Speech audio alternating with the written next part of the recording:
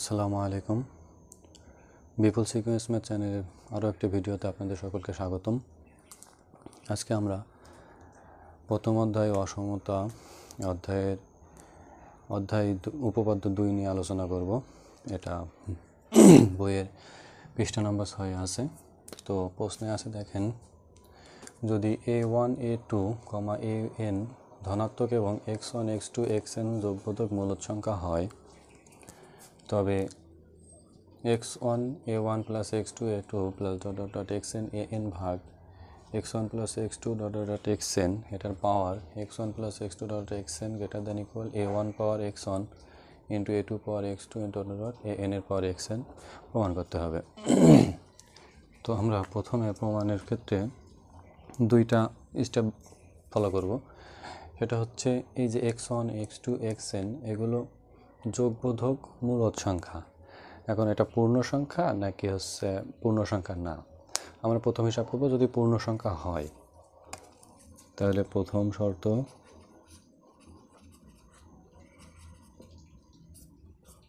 যদি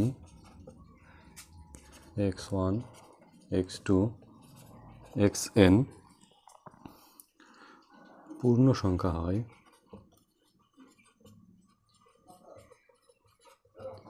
তবে আমাদের সূত্র অনুযায়ী arithmetic mean greater than equal geometric mean. এই শর্ত হতে আমরা কি পাই? তো তখন আমরা দেখেন a1 প্লাস x1 পদ পর্যন্ত প্লাস a2 প্লাস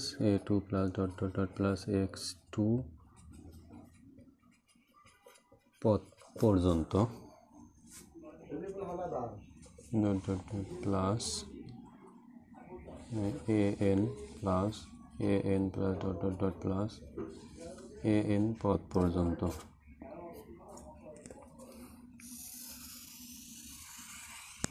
ভাগ x1 plus x2 plus xn greater than equal, আমাদের সূত্র ছিল হচ্ছে যোগাত্তর গড় এবং গুণোত্তর গড় পরস্পর, যোগাত্তর গড়টা বড় এবং সমান হবে। গুণোত্তর গড়ের হিসাবে a1 power xn a2 power x2 an এর পাওয়ার xn এটার পাওয়ার 1/x1 plus x2 plus plus xn। এখন বাম পাশের এই অংশটাকে যদি আমরা একত্রিত করি তাহলে a1 x1 পদ পর্যন্ত a1 x1 plus a2 x2 plus an xn ভাগ x1 plus x2 plus plus xn। এখন ডান পাশে এটা ছিল আমাদের পাওয়ার 1/x1 plus x2 plus xn। এটাকে যদি আমরা বাম পাশে নিয়ে আসি তাহলে আর 1 থাকবে না, পাওয়ার হয়ে যাবে x1 plus x2 plus xn greater than equal a1 x1 a2 x2 এভাবে xn না an xn পর্যন্ত।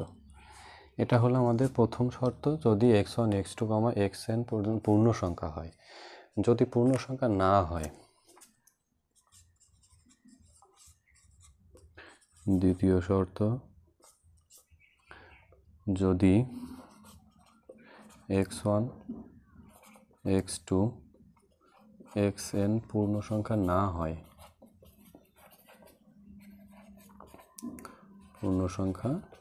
হয়, তখন এর সাথে আমরা একটা ধ্রুবক অংশ গুণ করে নিয়ে বলবো সেটা আমাদের পূর্ণ সংখ্যা।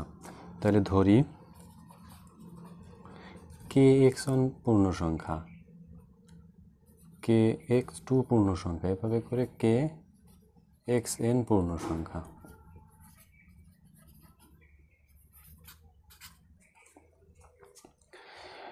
যেহেতু আমরা পূর্ণ সংখ্যা হিসেবে একটা ধ্রুবক ধরে নিয়েছি, তাহলে এখন আমরা সূত্রে কি পাবো? a1 k এক্স ওয়ান মানে আগে যেখানে যেখানে আমার এ ওয়ান এক্স ওয়ান ছিল সেখানে এক্স ওয়ানের সাথে কে এক্স ওয়ান যুক্ত হবে। তাহলে A two K X two A N K X N ভাগ K X one K X two K X N K X one K X two K X N greater than equal A one K X one A two K X two A N K X N. এখন যদি উভয় পক্ষ থেকে কেটাকে বাদ দেই তাহলে আমাদের কি থাকে, বা A one X one plus A two X two plus dot dot dot plus A N X N ভাগ X one plus X two plus dot dot dot plus X N greater than equal,